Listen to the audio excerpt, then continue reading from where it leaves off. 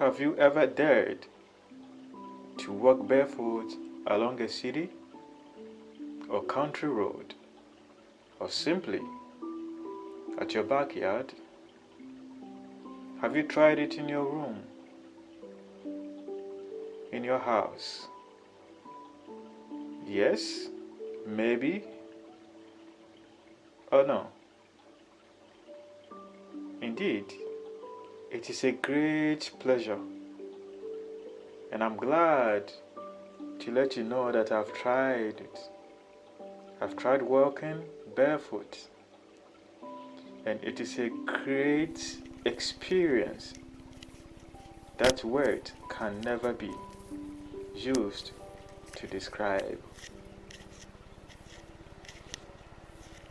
Whether it is dewy grass, soft dirt, or squeaky sound, something wonderful happens to us when we go walking barefoot on the ground.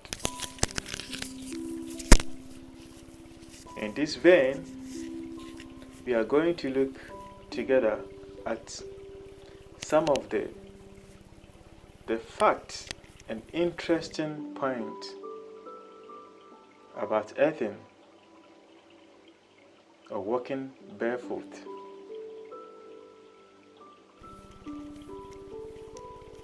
We all put careful thought into eating healthy food, getting enough sleep, and so on. But what about having time considering the impact of foot health on the overall health of our body? Yes, foot health. Going barefoot is an option for each and everyone. It doesn't matter our age, our socio-economic status. It doesn't matter our race, income, gender, and anything else. Anyone can try going barefoot. It is free of charge. Anyone can practice it. Nature has given it in abundance. The truth is that the choice to go barefoot is a great part of an overall healthy lifestyle. In some quarters, and especially within our current world, barefooting has been qualified as dirty. Some say going barefoot is trashy and lazy. And in some quarters we say they are unhygienic. But let's consider this scenario. As we're growing up, as a toddler is learning to walk, parents are normally advised to let this process happen naturally and without shoes. We've all witnessed this before with our own kids learning to walk. So why is it that we are advised as parents to let the process happen naturally without putting shoes on our kids? According to doctors, shoes can affect how a child uses the muscles and bones in their feet. We shouldn't forget that kids receive feedbacks and signals from the ground when they get into contact with their barefoot on the ground. This, according to researchers, improves the awareness of their body in space. It is rather unfortunate, and we are all victims of this situation, that in our so-called modern world, as a child gets older, we shove their feet into shoes, thereby losing the very benefit that comes from being connected to the mother nature. But don't get me wrong, shoes are in fact useful means to defend our feet. With this tool, we can freely move without hurting ourselves, without hurting our feet. So shoes are protection, a sort of defense that we use daily. But the shoes can also be a hindrance to our oneness with ourselves, with nature. We can therefore correctly say that shoes are good servants, but bad masters at the same time. At this point, let's look at some of the health benefits of going barefoot. The question is, what will I gain from putting down my $500 shoes and begin to walk barefoot? Are we worried about the passerby, the onlookers, our colleagues? What if they think of us when they see us walking barefoot? They might think that we are crazy. No, we aren't crazy. Maybe they are. We should bear in mind that this beautiful earth of ours is a powerful supply of antioxidants. The antioxidants, these are the substances that can prevent or slow damage to cells caused by the free radicals within our environment. Walking barefoot, one of the benefits is it reduces pain and inflammation. Inflammation, according to one of my mentors, my health doctor, Dr. Sebi, may his soul rest in peace. According to Dr. Sebi, inflammation is caused by excess of mucus in our body. This out of balance scenario in our body cells may lead to complications like cancer, aging, heart issues, and other health-related problems. Now, according to researchers, connecting the body to the earth enables free electrons from the earth's surface to spread over and into the body, where they can have antioxidant effect. The studies also shows that walking barefoot on natural substances feels good because it maintains the body's negative charge. Remember that free radicals have a positive charge and the earth energy is negative. As a result, the energy from the earth moves through your body. It neutralizes your body energy. This in turn heals damaged cells at the very site of the inflammation. The second benefit of earthing or walking barefoot is it improves our eyesight.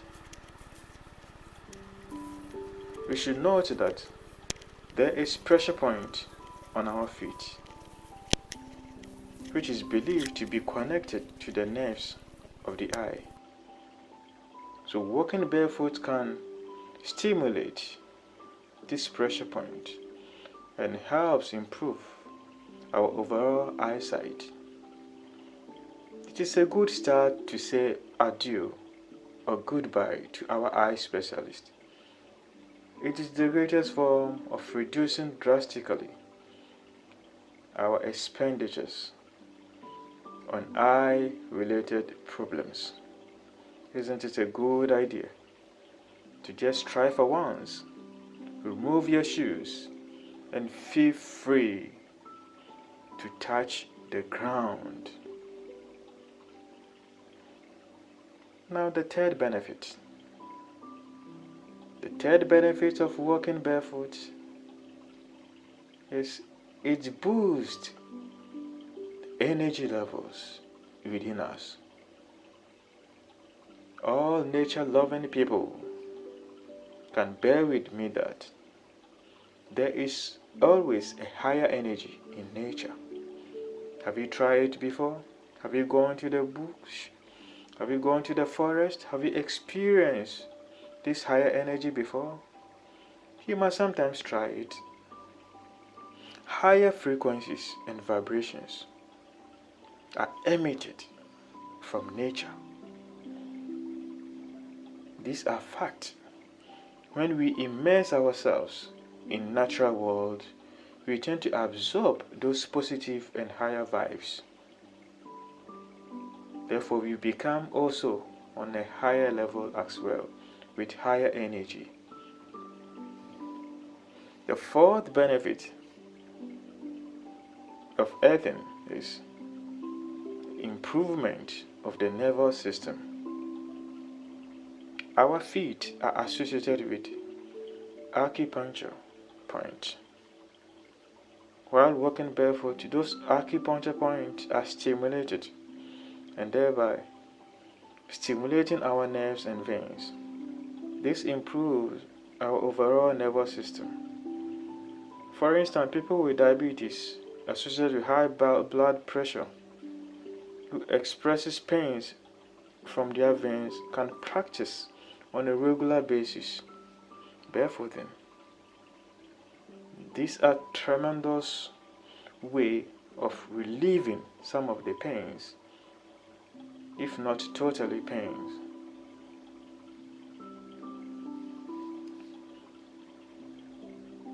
Now the fifth benefit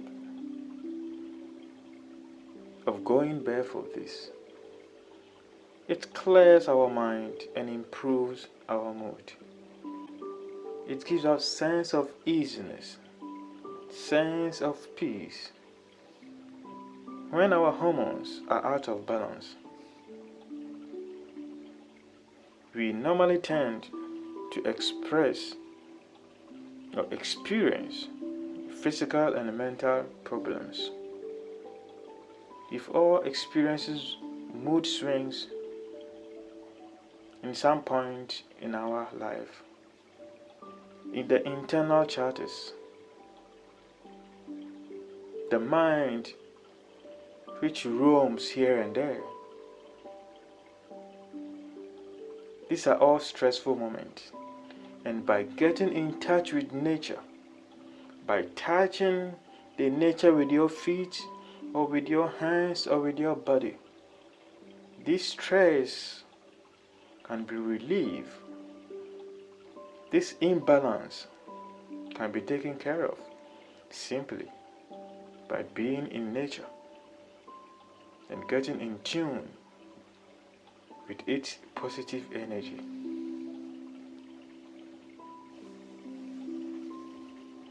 So now,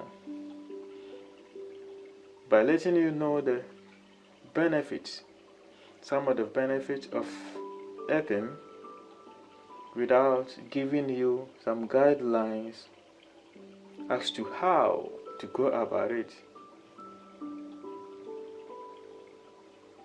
will be a handicap. It will be a mistake. So therefore, the question right now is, how do I start the process of earthing or going barefoot? How do you properly walk and exercise barefoot? Well, like every discipline of life, knowing how to walk and exercise barefoot takes time. It's a process, step by step, and it demands patience. And one has to get the right information. The right information is also one of the key elements before embarking on this journey. There are few things to consider. But before we go on, it is important to know that when opportunity presents itself, We don't wait for the right moment to do or to start this process of earthing. When opportunity comes and presents itself, let's simply take off our shoes. It can be during the lunch break at the park, or gardening, or barbecuing in our backyard. Let's start with the simple within our environment, our first environment, the environment that we are familiar with. So first thing you should know is you need to be patient and start with short 10 to 20 minute section of walking barefoot. You shouldn't start with intensive session of going 30 minutes or 1 hour of barefooting, because your body, your feet will not be used to. Your feet are used to shoes, my friend. So starting 1 hour will be like torturing.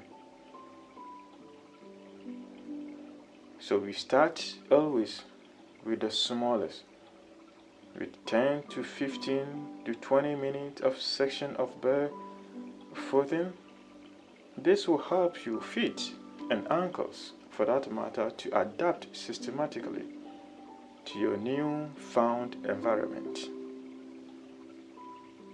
The second thing to notice, ease up if you feel any new pain or discomfort. This is not a challenge. This is not a race. This is simply a lifestyle you're adapting to. So whenever you feel discomfort or any kind of unusual pains when you start this, it is advisable to either you pause or you kindly ease up. You reduce the intensity of your section. The third element you should be aware is you should try it indoors first. Our homes wouldn't it be a good idea to let your barefoot get used to the surfaces in your home, in your bedroom, in your house, in your surroundings, before taking it out to the exterior environment? So it's advisable also to try it within our sphere of life, within our homes, removing our shoes, walking barefoot around our homes, and get familiar before we move out and test the hard grounds and the rough grounds. The fourth element is to practice on a safe surface. Yes, you can practice. Some of the safest surfaces you can get off are the grass, the sandy beaches, sometimes the rubber tracks. These are some of the safest surfaces we can try. You can begin with. Just don't be hard on yourself. Just start with the simple, with the safest. You move from one stage to the next and a higher stage. And the fifth element to take into consideration is you should try some of the activities that requires you to be barefoot. As simple as that. Yoga is a typical example of activities that require that you remove your shoes. You can think of some of the martial arts also. These are potential way of starting your journey of barefooting. So therefore, as someone put it, you learn a lot when you are barefoot. The first thing you learn is every step you take is different and unique. So therefore, in the nutshell, we can confidently say that practicing barefoot means that we are getting connected to the world around us. It means that we are one with Mother Nature.